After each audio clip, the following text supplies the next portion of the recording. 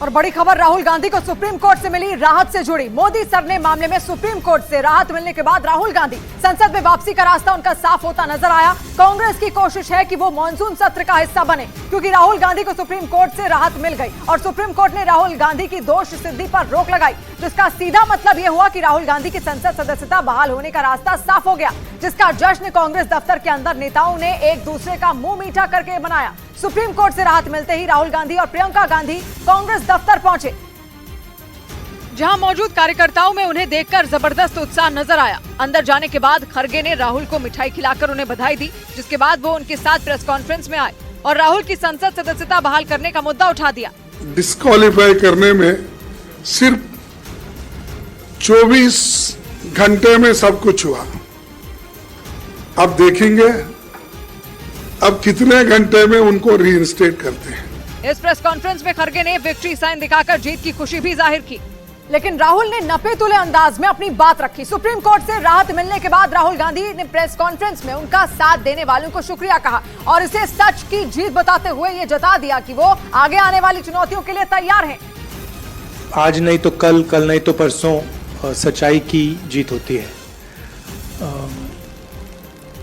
मगर जो भी हो, मेरा रास्ता तो क्लियर है।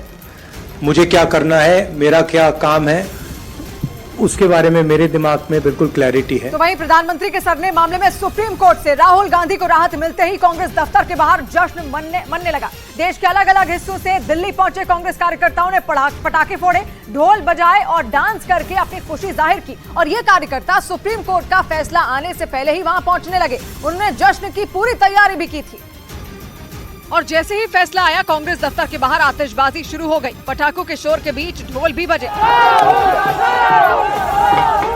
कांग्रेस कार्यकर्ताओं ने एक दूसरे का मुंह मीठा कराया और फिर ढोल की थाप पर नाचने लगे। राहुल गांधी को राहत मिलने पर उनका जोश 7वें आसमान पर पहुंच गया। आज सत्य की जीत हुई है, सदस्यता भी बहाल होगी, मकान भी मिलेगा, चुनाव भी लड़ेंगे।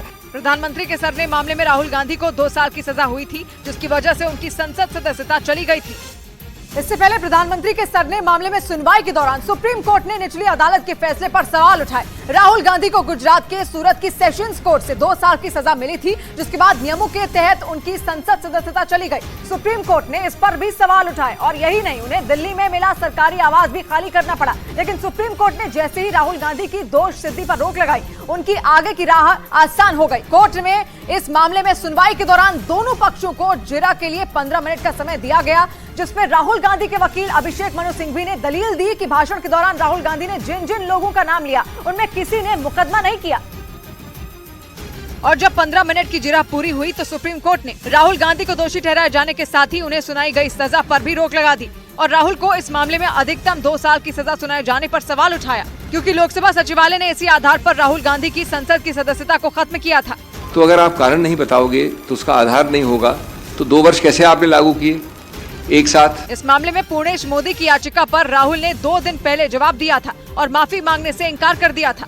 वहीं सुप्रीम कोर्ट से राहत मिलते ही राहुल गांधी के लिए 2024 का लोकसभा चुनाव लड़ने का रास्ता भी साफ हो गया, क्योंकि अगर सुप्रीम कोर्ट ने राहुल को सजा और दोषी करार दिए जाने के निचली अदालत के फैसले पर रोक नहीं लगाई होती तो वे 2024 का लोकसभा चुनाव नहीं लड़ पाते। लेकिन सुप्रीम कोर्ट से राहत मिलने के बाद राहुल न सिर्फ संसद में लौटेंगे, बल्कि 2024 का चुनाव भी लड़ पाएंगे।